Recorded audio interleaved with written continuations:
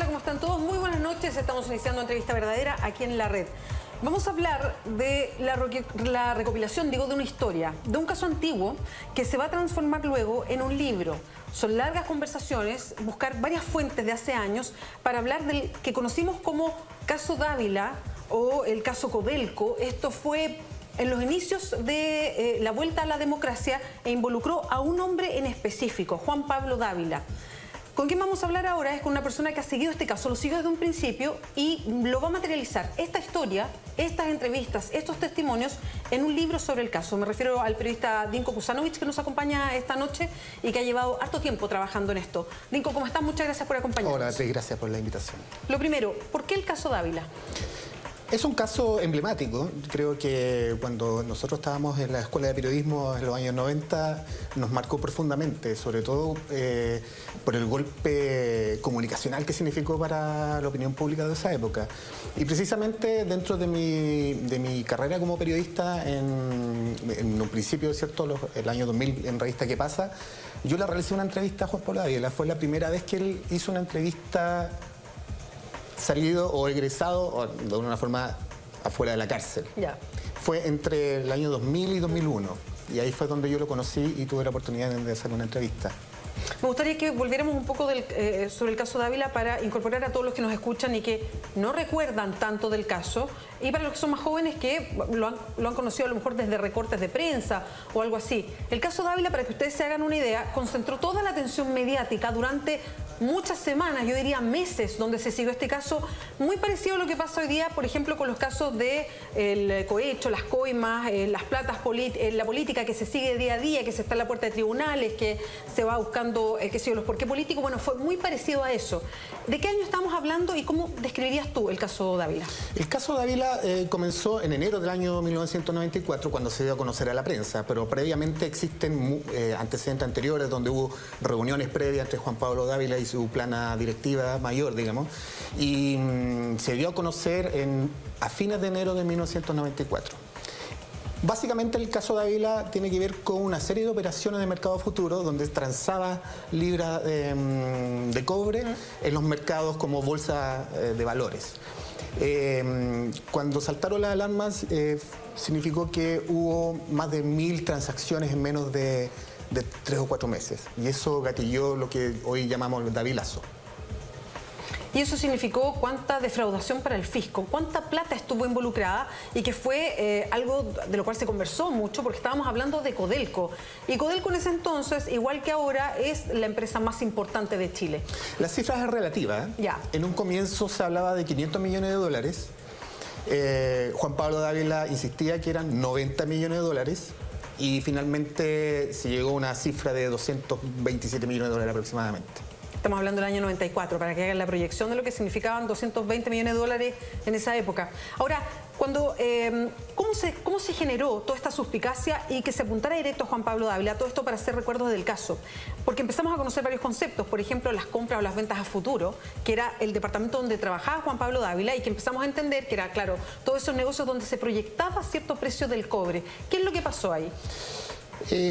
Principalmente Juan Pablo Dávila tenía una pérdida nominal de 90 millones de dólares. Él se acercó a su jefe, Owen Guerrini, Carlos Derch, Gonzalo Trivelli, que eran sus jefes directos, y conformaban el Comité de Mercado Futuro.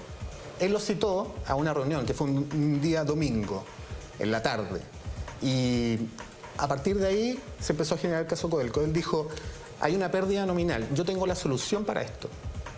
Tengo todo el mercado armado, tengo la posibilidad de recuperar ese dinero porque el precio de Codelco, o sea, de las libras de cobre, tiene que ver como una fijación del precio a futuro, ¿cierto? Yo fijo un precio en un año más y cada 3 meses yo lo voy recuperando. Son distintos movimientos bursátiles que se van realizando.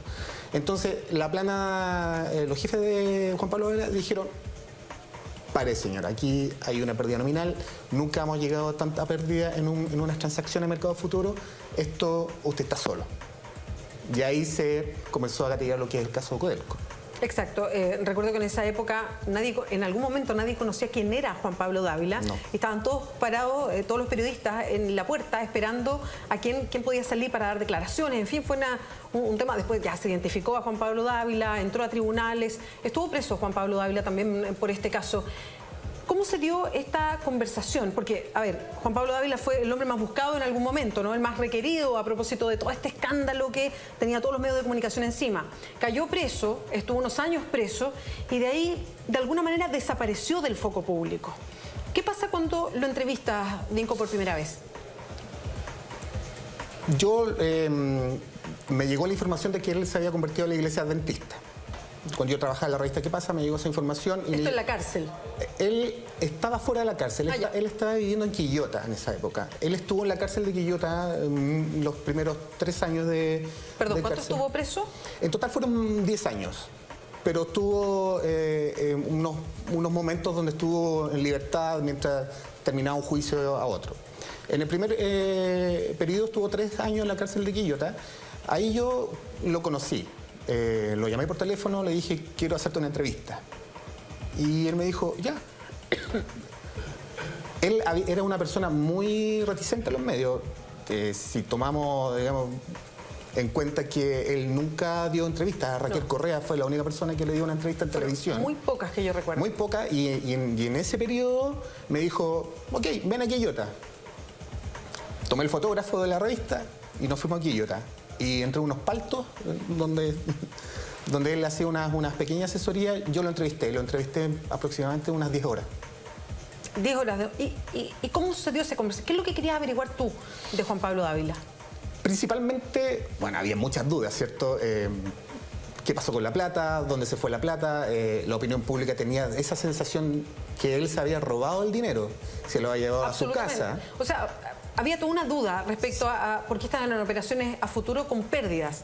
Y recuerdo que la duda instalada, todo esto para hacer recuerdo del caso, instalada era que esos cálculos de pérdidas los había hecho de alguna manera a propósito para que unos ganaran y que ahí estaba la ganancia de él, que alguien le había pagado para hacer los malos negocios, por decirlo muy en sencillo.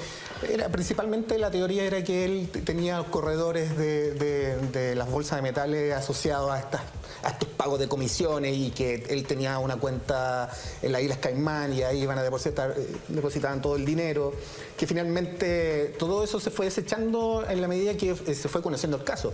No olvidemos que en esa época los juicios y lo que llevaba el ministro Benki en esa época eran cuadernos secretos. Nadie tenía acceso a la información real que estaba en el juicio. Era la justicia antigua, por si acaso. Por lo tanto, el modelo comunicacional que se instaló en esa época fue precisamente que había un culpable absolutamente juzgado y condenado antes de dictarse una sentencia. Tomemos en cuenta que la plana mayor, digamos, que eran los jefes de Juan Pablo Dávila, todos tenían ascendencia política, todos tenían una relación con el segundo piso de la moneda. La ascendencia política con el gobierno democrático de ese entonces, que eran los últimos años de Patricio Aylwin. Eran los últimos meses de Patricio Aylwin. Y ya iba a asumir Eduardo Frei. Ya estaba electo Eduardo Frei. En esa época se dio. El caso estalla en verano, además. Estalla en un verano. Y fue precisamente lo que marcó la pauta en esos días. Y lo que más se marcó en esa época fue la visita de Patricio Aylwin a Capuchino a su ahijado, Trivelli. Que estuvo preso también. Estuvo preso unos tiempos. Ellos fueron procesados también como... Por lo mismo. Por asociación incompatible, etcétera. Pero ellos salieron libres. Finalmente Juan Pablo Dávila es el único que paga por lo que pasó en Codelco. Él fue el único que estuvo preso. Perdona, ¿y bajo qué delito finalmente fue encontrado culpable?